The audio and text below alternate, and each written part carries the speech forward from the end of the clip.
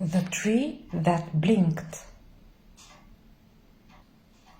Inky, Snake, and Bee went to the forest. They took Phonic, this is Phonic, with them on the laptop and set him up in a glade. Then they went off to look for chestnuts. Do not go too far, Snake. They liked chestnuts and were going to roast them on a pan in the fire when they got home. They had made a pile of chestnuts next to Phonic. Yum! Look at that! Snake slithered up the trees and knocked the chestnuts down to Inky and Bee, who cracked the prickly shells and collected the nuts. One of the chestnuts fell under a tree, and Bee rushed off to fetch it. "Got you," said Bee, grabbing the chestnut. She picked it up and stood up. Then, as she looked at the tree, it seemed that the tree looked back at her. "Help! Help!" buzzed Bee in alarm. Bee fled back to Inky, Phonic, and Snake. "Help!" she cried again. "That tree was looking at me."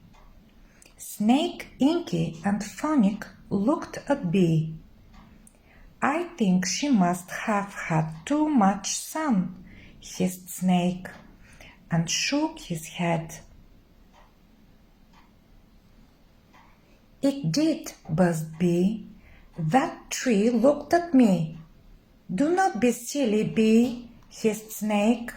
"Trees cannot look at you." "Well, this one did," insisted Bee. "Come and see." "That's silly." Inky picked up Phonic and Bee led them to the tree. "There," she said, pointing to it. The tree looked at them and then blinked.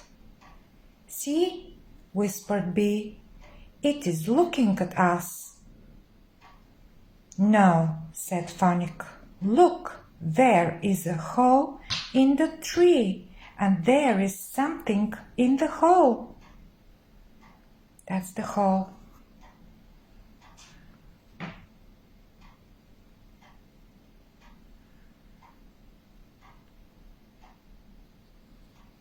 Snake slithered up and looked inside the hole. He found himself looking at someone who was hanging upside down. "It looks like a mouse with wings," called Snake. "A mouse with wings?" said Inky. "There is no such thing."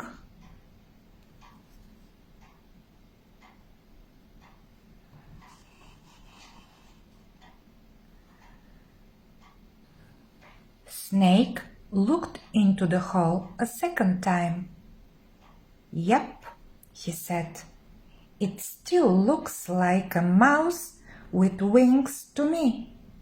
I think it is you who has had too much sun," said Bee.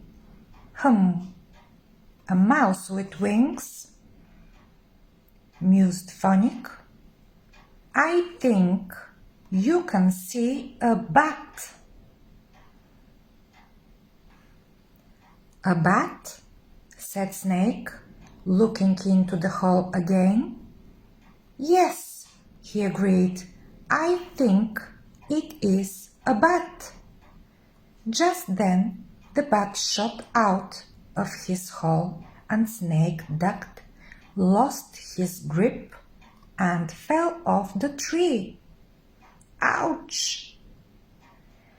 Ouch! Yelled Snake as he hit the ground. The bat hung upside down at the top of the tree, blinking in the sunshine. Come back! Inky shouted up to him. We will not harm you. Come back! The bat blinked and then explained. I was afraid. All the noise woke me up, and then, when I looked out, there was a big snake looking in at me. A big snake? Yes, there was, admitted Inky, but he will not harm you, she added quickly, seeing the bat start to unwrap his wings again. Sorry, said Snake. We were collecting chestnuts. I just looked in to see who was there. It is just my family and me, said the bat. In winter we sleep in a cave, and in summer we live in a big loft. But when we came back this summer, our home was gone. It had been converted into a room. We have been living in this tree while we look for somewhere else to live.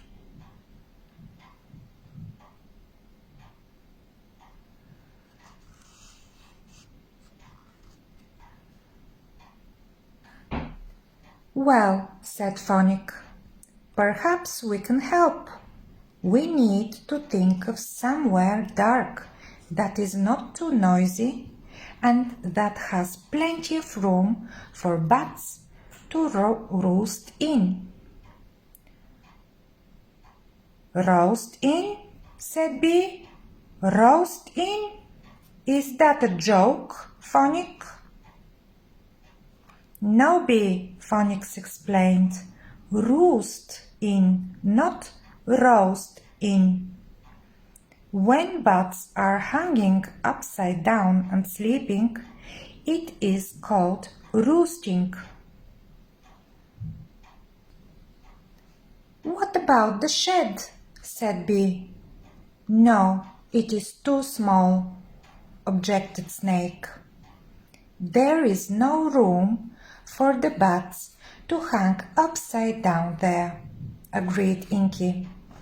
I think, said Phonic, that I have just the spot.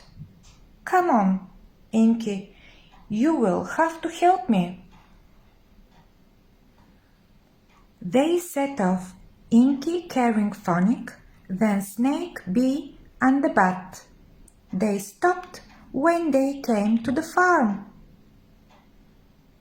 There, said Phonic. What about the big old stone barn? There is plenty of room, it is dark, and there are loads of holes and bats can use for going in and out. Perfect, said the bat happily. I must go and tell my family. And we can go home and roast our chestnuts, said Bee. No more trees that blink for me. Thank you for watching.